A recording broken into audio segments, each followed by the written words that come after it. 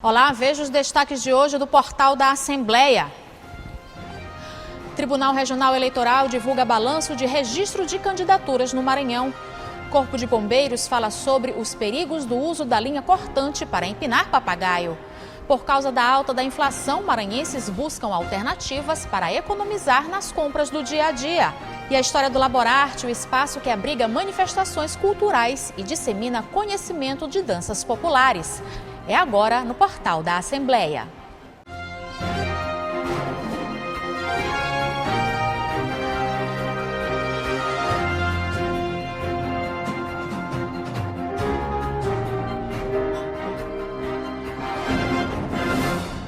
Terminou na última segunda-feira o prazo para os registros de candidaturas para quem vai concorrer a um cargo nas eleições de outubro.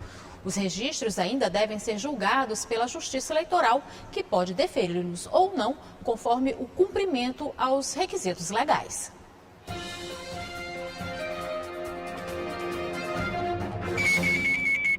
O prazo para o registro das candidaturas está encerrado.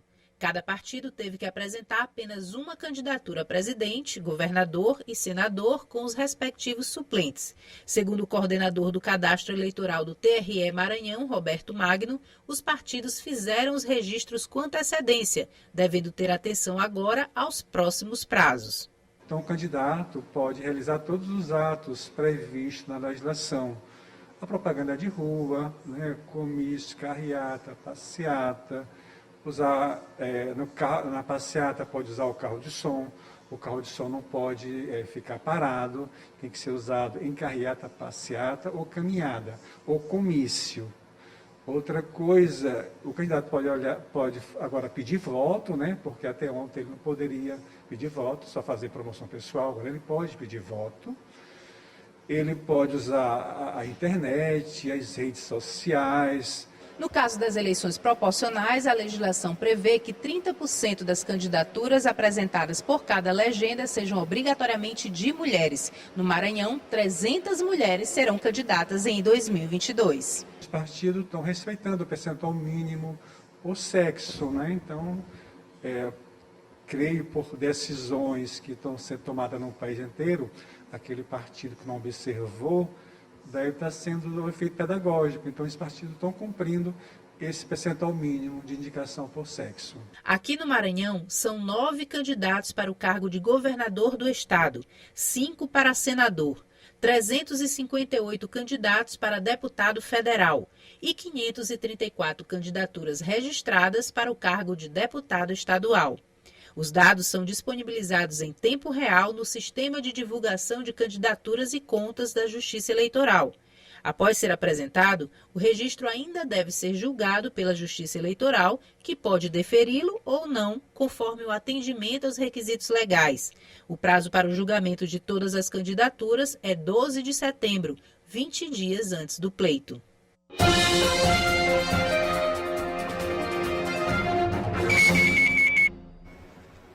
Quase 6.000 comunidades quilombolas começaram a ser visitadas hoje por recenseadores do IBGE. Pela primeira vez, o censo demográfico vai contabilizar a população quilombola do Brasil. O levantamento vai registrar estatísticas oficiais sobre quantos são os quilombolas, onde vivem e como vivem.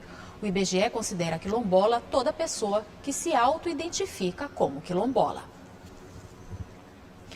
2 em cada 3 brasileiros tiveram que cortar gastos nos últimos 6 meses. Os dados são de uma pesquisa sobre comportamento e economia divulgada pela Confederação Nacional da Indústria. O maranhense também está enfrentando dificuldades financeiras como todo brasileiro. Por isso, teve que fazer corte nos gastos para conseguir comprar itens indispensáveis para manter a família. A Luzia já fez vários cortes de gastos no orçamento da família.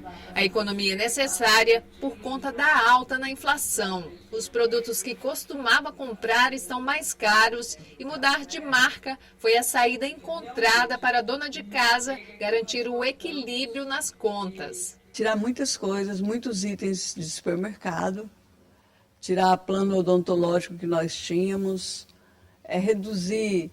Se eu usava um sabão, passa a comprar um sabão mais barato. Manteiga, a gente sabe que margarina não é muito bom para a saúde, passamos a usar manteiga, mas Não dá mais. Então vamos voltar à margarina. Infelizmente a gente está sobrevivendo, né? Está sobrevivendo à inflação. Não tem como ficar escolhendo itens que fazem bem à saúde, porque infelizmente o preço está alto. Ela tem um filho que precisa de alimento especial e faz trabalhos extras para dar conta dos custos. A realidade da Luzia é a realidade de milhares de brasileiros que nos últimos meses têm sentido no bolso o peso da crise econômica. O orçamento é apertado, a inflação lá em cima, tanto o combustível quanto a cesta básica, tudo aumentou, é complicado. A gente vai só pinchinchando e aqui e acolá, às vezes falta uma coisinha, falta outra, a gente vai levando o básico mesmo. Uma pesquisa realizada pela Confederação Nacional da Indústria afirma que 2 em cada 3 brasileiros precisaram cortar gastos nos últimos 6 meses. Além disso, 42% dos entrevistados afirmaram que estão com a situação financeira pessoal bem pior e não estão conseguindo cumprir suas obrigações. Um conjunto de causas explica o atual ciclo de inadimplência. O Produto Interno Bruto brasileiro, somente neste ano de 2022, deverá recuperar o patamar no qual estava em 2014, o que significa que a renda per capita do brasileiro reduziu-se em cerca de 10% nesse período de 8 anos. Diante desse cenário, resta a esperança e também a criatividade na hora de economizar. O aumento aí de tudo aí ficou um pouco complicado, né? O rendimento que a gente tem que apertar muito para poder suprir as necessidades e pagar as contas em dias, né? E veja no próximo bloco, o Corpo de Bombeiros fala sobre os perigos do uso da linha cortante para empinar papagaio. E a história do Laborarte, o espaço que abriga manifestações culturais e dissemina o conhecimento de danças populares. Você acompanha logo após o intervalo.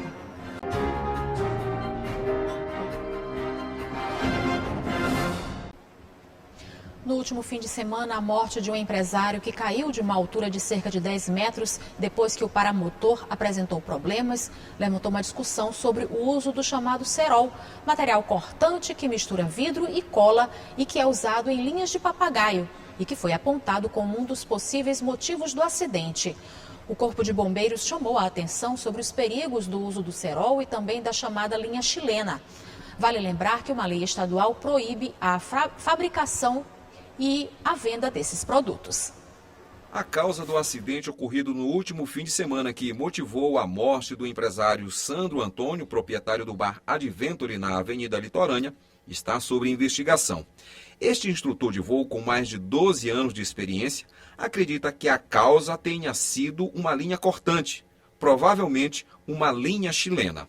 Não precisa nem ter muita experiência com a coisa, para você ver, você perceber, né, de acordo com o equipamento, que foi de fato causado por uma linha cortante, um objeto cortante, ou seja, o objeto que a gente poderia ter lá em cima para cortar linha, são essas linhas de pipa, não tem outra coisa. Um detalhe neste caso é que existe uma lei estadual aprovada na Assembleia Legislativa e sancionada pelo governo do estado, que proíbe a fabricação comercial e a venda de cerol, substância constituída de vidro moído e cola, muito utilizado na prática de soltar pipas, assim como a fabricação e a comercialização da chamada linha chilena, fio encerado com quartzo moído, algodão e óxido de alumínio. Este major do Corpo de Bombeiros ressalta os perigos das linhas cortantes. É importante que se faça uso desse material em ambientes abertos para evitar acidentes automobilísticos e também contato com rede elétrica. E lembramos que é proibido a utilização de linha chilena ou qualquer outro material cortante no material utilizado com a pipa, exatamente para evitar que acidentes em contato com as pessoas aconteçam. O instrutor de voo ressalta ainda que é pouco provável que tenha havido falha mecânica. É uma informação inverídica, sendo uma vez que, tipo assim, esses motores, eles são, periodicamente, são revisados e a gente não precisa de motor para voar, a gente precisa de motor para deslocamento. Quem voa em si é a asa. É a que foi danificada, foi a asa. As causas do acidente devem ser investigadas pela ANAC, Agência Nacional de Aviação Civil.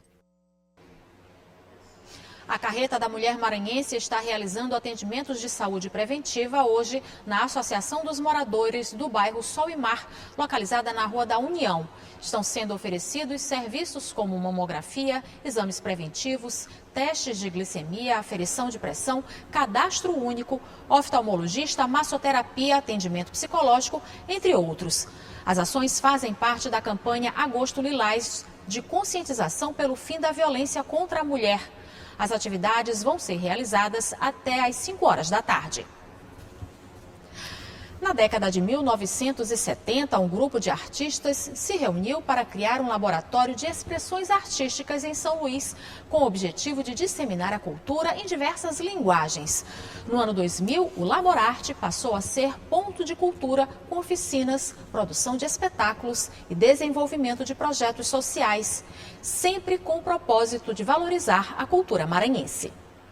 O Laborarte foi fundado em 1972 como um grupo artístico independente que se reunia para produzir arte de forma integrada nas áreas de teatro, dança, música, capoeira, artes plásticas, fotografia, literatura e imprensa.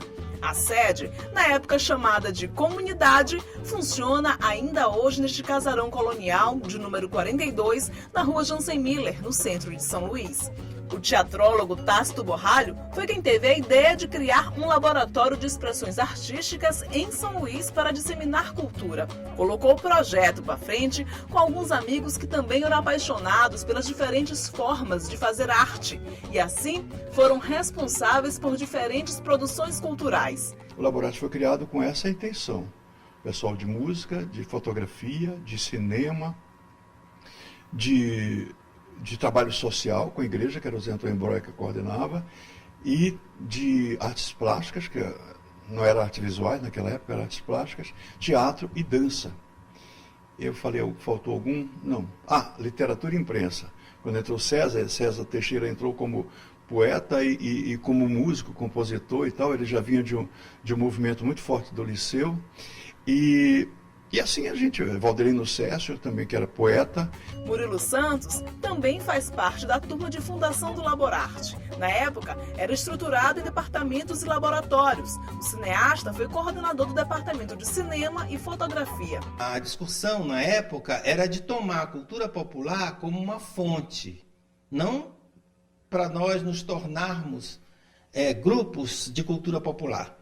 Mas éramos artistas considerados de vanguarda, que bebiam na fonte da nossa cultura popular, que na época era muito rejeitada, assim, para teatro, não era tão aceita como hoje, né? Hoje é super aceita, todo artista, mesmo um artista de arte mais arrojada, utiliza elementos da cultura popular, mas na época não era assim. Então nós praticamente inauguramos essa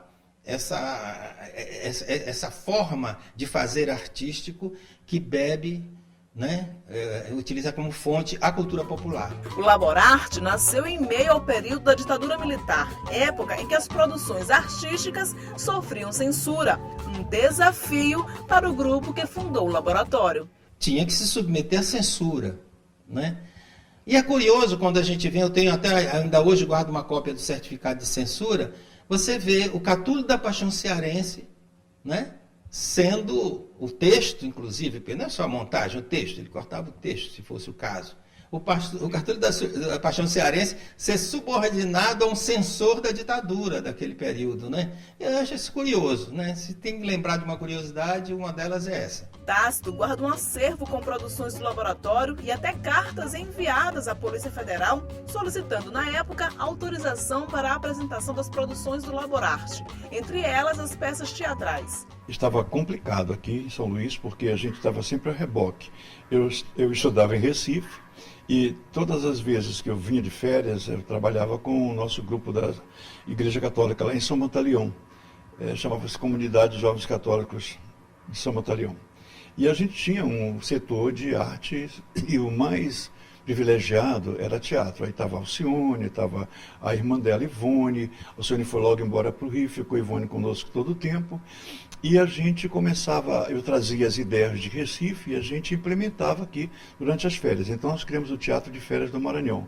Foram alguns espetáculos muito bons para São Luís e já em plena ditadura, a gente começava a mostrar uma outra face da produção teatral. Isso funcionou perfeitamente bem. Hoje, o Laboratório de Expressões Artísticas é coordenado pela cantora Rosa Reis. É ela quem também comanda o Cacuriá de Dona Teté, nascido em 1986 no Casarão de Artes.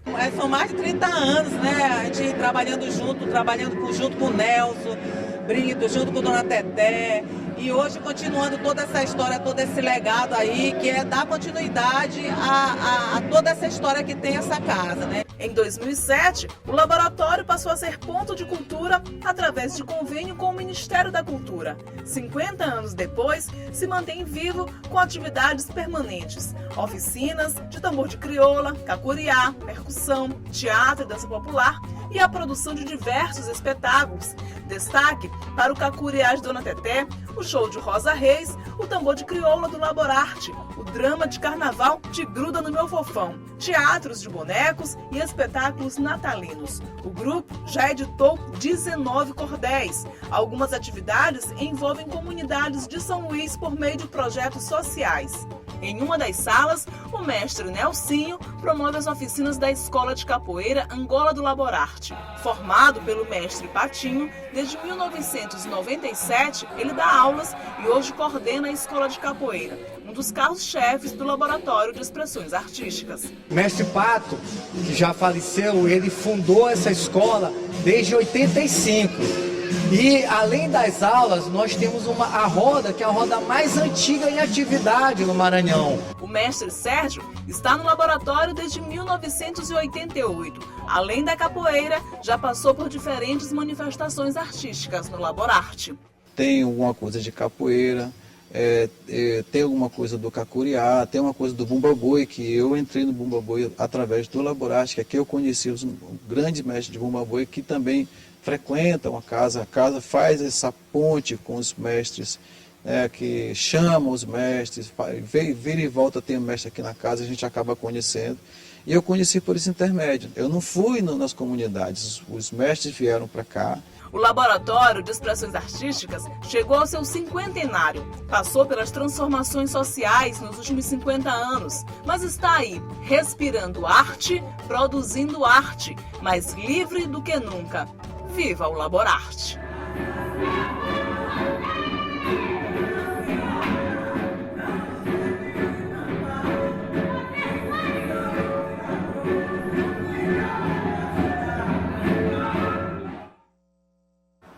Quem se interessou em participar de alguma oficina do Laborarte pode ter informações sobre as turmas pelo telefone 992 18 0707. O portal fica por aqui. Para rever as reportagens de hoje, acesse o site al.ma.leg.br/tv. A gente volta a se encontrar amanhã. Eu espero você. Até lá!